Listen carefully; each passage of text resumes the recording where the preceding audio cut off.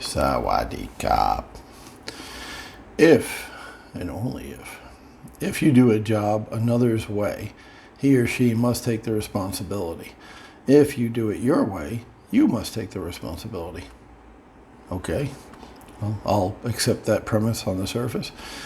The loneliness at the top, little air quotes, I forgot to do the air quotes, I'm sorry. The loneliness at the top that senior officials often feel comes from the certain knowledge that they alone are responsible for the failure or success of the organization.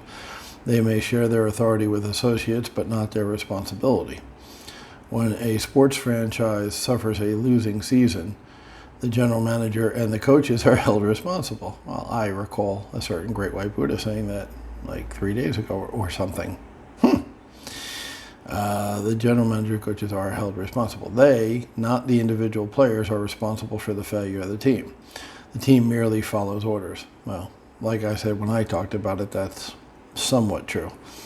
If you got a Terrell Owens on your team, you got a bunch of Terrell Owens on their team, and it's all about them and their salary and their endorsement deals, which today's modern day athlete is more and more like that. There's very few of the old blue collar guys from the 70s and 80s.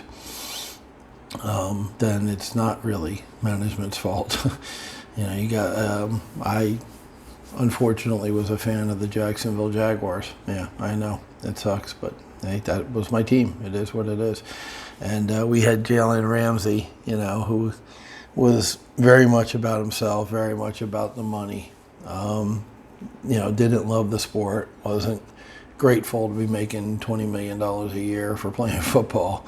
And he talked his way out of town, okay? And then he went to the Rams where, I don't know what he thought he'd find there that's any different, but, he's making money, he's doing okay, but like that just whole episode showed that he was more about himself than the team. So there is that.